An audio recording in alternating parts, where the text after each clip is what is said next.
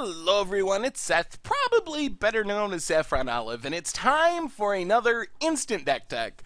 So lately in Modern, we've seen a lot of interesting builds of Scapeshift. We got plain, boring, old-school Scapeshift.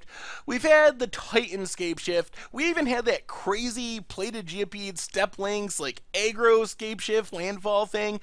And despite all these crazy Scapeshift builds, today's deck, Bant Scapeshift, which recently took a Magic Online user named Medzutsin to a 5-0 finish in a competitive league, so big congrats to Medzutsin on their finish with the deck.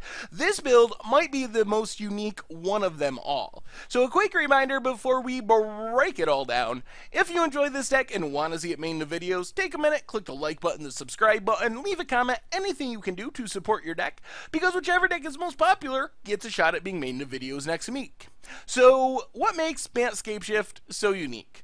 Well, mostly it's Bant. The deck is playing enough mountains that it can win with Valaka. In fact, the only way it's going to win the game, like practically, is with the Scapeshift Valaka mountain combo. So it's playing a ton of red sources, but it doesn't play a single red card in the main deck. It is 100% Bant colored in the main deck. So you're probably familiar with the main combo of the deck. Scapeshift, if you get up to 7 lands, you resolve a Scapeshift, you sack all your lands, you get a Valaka, 6 mountains at 18 to your opponent.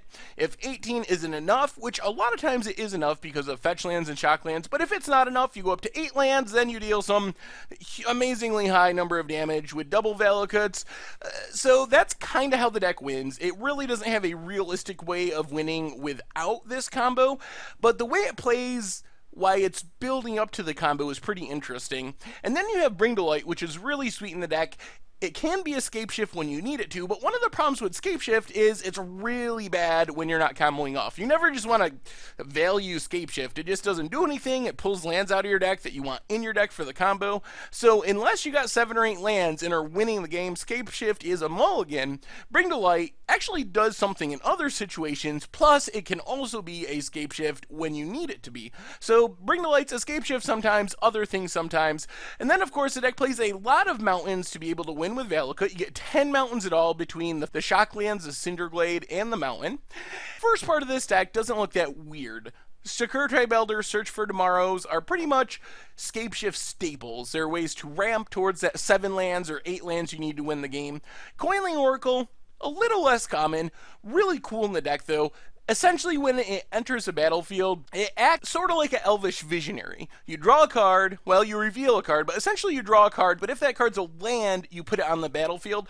If not, it goes into your hand like normal. So sometimes it's ramping you if you get a land on top of your deck. Otherwise, you're at least cycling through your deck to find more action. One of the sweetest cards in the entire deck is Ojutai's Command. So Ojutai's Command does a lot of things. Gains life, can counter a creature spell, draws you a card.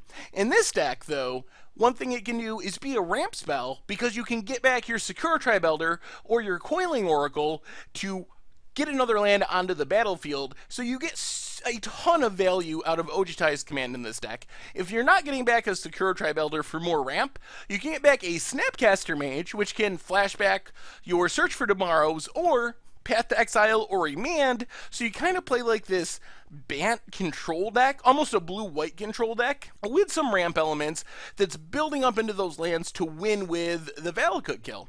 As far as the rest of the main deck, you get a single Supreme Verdict as a Wrath.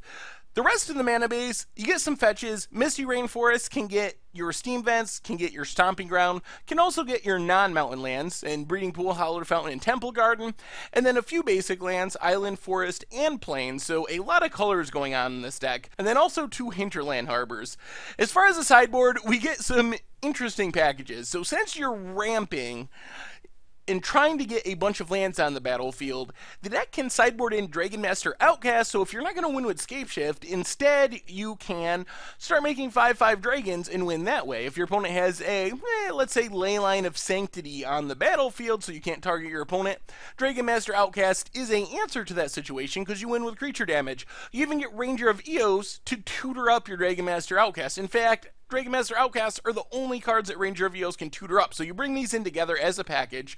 Then you get a bunch of interesting removal. Then you get Shatterstorm and Crossing Grip to deal with artifacts.